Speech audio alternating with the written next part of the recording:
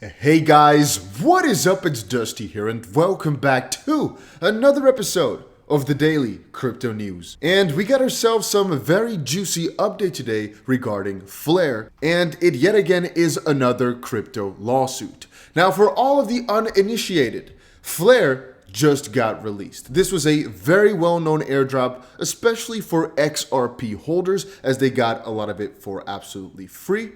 However, it was up to a lot of exchanges to distribute it to the people if they did not go through self-custody. A lot of people had their XRP over on Coinbase, and Coinbase decided to not support the airdrop, which meant they did get the Flare tokens, this crypto tokens. However, they just never gave it to the people. Obviously, people were not happy with the fact that, first of all, Coinbase kept it, but most importantly out of all, they had XRP, they were eligible to get themselves free tokens, but they received absolutely nothing. And so, just in, Coinbase to face class action lawsuit over the Flare airdrop issue. Flare airdrop is one of the most anticipated events among the Ripple's native token XRP holders in the recent history. Apparently, Flare airdrop is one of the much anticipated events, well, we all know. Now, there have been multiple parts about Flare which have been disappointing to people, but from as far as I've read, the people are not complaining about the internal parts of Flare, just about the fact that they did not receive the proper coins, as we can read right here. As per a complaint filed by the U.S. District Court, plaintiff Dallas Woody has filed a class action lawsuit against Coinbase for its failure to provide their customers with Songbird and Flare tokens. It's alleged that the crypto exchange publicly agreed to distribute the airdrop among the XRP holders. It mentioned that the lawsuit is filed individually and on the behalf of all others similarly situated to the Flare airdrop. And so if you are a Coinbase XRP holder, this could be very important to you. However, the complaint also carries the name of Coinbase's CEO, Brian Armstrong, while I'd highlight that the objection is based on personal knowledge and the investigation of counsel.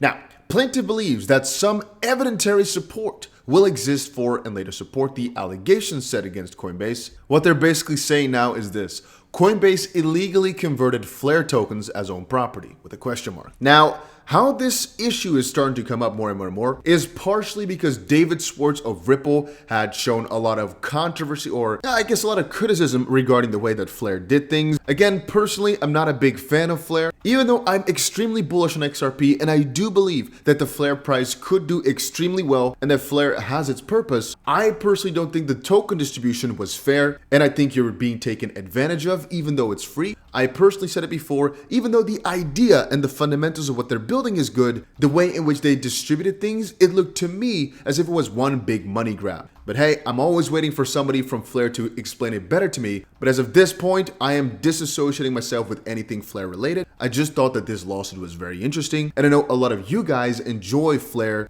content or updates and things like that, so I decided to quickly talk about it. But also because I like to follow all these lawsuits in the crypto space, as well, to a certain degree you might actually profit off of it if it involves you, like for example this one right here. And it's just justice for the crypto space, which I think is also necessary. Now, as per the filing, Coinbase permitted the buying, selling, and custody of XRP tokens from February 2019. However, due to the popularity and utility of some digital asset projects sought to airdrop the newly created cryptos to XRP holders, and Flare was one of them, Flare Network decided to drop FLR and Songbird to XRP holders over a Snapchat on December 12th of 2020. And while Coinbase made public affirmations of participating in this airdrop, the plaintiff alleged that Coinbase refused to distribute the Canary Network tokens, SGB, and the main Flare tokens, which just airdropped last week, despite having received them from Flare Network, which I believe is also the truth. He further asserted that the defendants have unlawfully converted the XRP holders' property. This action has breached California's unfair competition law and committed several other tortious acts. That part I do not know, mostly because I don't know California law that well, and I don't know exactly what they mean with unlawfully converted the XRP holders' property. Do they mean, because again, as of this point, I personally don't know if Coinbase actually received it. I assume so, because it doesn't seem like they opted out. I'm not even sure if there was an option to opt out. I believe they could just say we're not participating, and then the flare that was remaining because they opted out basically would be divided over all the parties that were participating. In the same sense, I did not claim a lot of my flare from my ledger because I was too hesitant to connect it to anything, even though I knew it was safe. I was also kind of lazy because at the time it didn't really look like flare was going to succeed, and I thought it was going to bring up a couple bucks because there's a ton of airdrops, guys, and this one didn't look special. But since it took years and years and years, yeah, in hindsight would have been better to connect it. But hey, point being, since I opted out, my flare that I was supposed to get basically got subdivided over the people again, and so relatively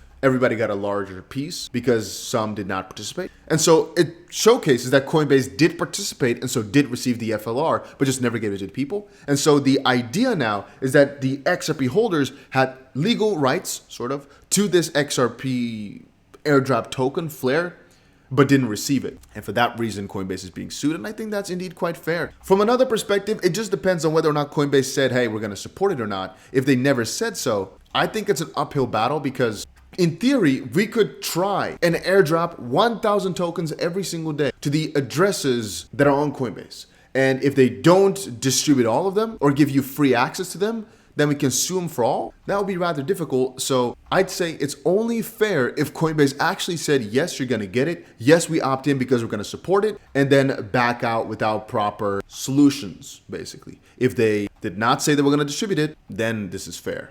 I quickly checked it out again because I wanted to confirm some stuff. And if we check back to December 12th of last year, Coinbase intends to honor our prior commitment to our customers to support Flare Network's airdrop. So it is actually indeed that they did confirm it. But potentially this lawsuit is a little bit deeper. And again, as we've already established earlier in different videos, the Flare airdrop is kind of difficult because they gave 15% first, and then the other 85% of your assets kind of goes gradually. Not in the way that we're used to with pre-sales, a little bit different, but Coinbase Assets said a couple weeks ago, we estimate supporting the airdrop within the first half of this year, 2023. Customers on Coinbase.com, Simply, an advanced trade and Coinbase Exchange in approved jurisdictions, which might not include the US, who held XRP on the snapshot date will qualify for FLR. While we cannot guarantee support for any particular jurisdiction, Flare trading and the associated Flare airdrop is expected to generally be available in Coinbase's supported jurisdictions, with the exception of Germany, Japan, New York, and Singapore. So maybe that's the issue, that it's generally available to some, but not for a lot of others, And maybe also because they never received the Songbird tokens, which is the canary network for Flare, which also could have been a lot of free money. Yeah, it seems that way. Fred Rispoli, a very well-known lawyer. Oh, I kind of shut off there. We all know him. Yeah, people are trying to find out now all the details about what Coinbase communicated. For example, on December 6th of 2020, it basically looked as if they were supporting everybody. Coinbase will support Flare's Spark airdrop. Customers in approved jurisdictions who held XRP in their accounts on the snapshot date of December 12th, which was a week away at that point, will qualify to receive Spark tokens. We plan to distribute the airdrop after the Flare Network launch.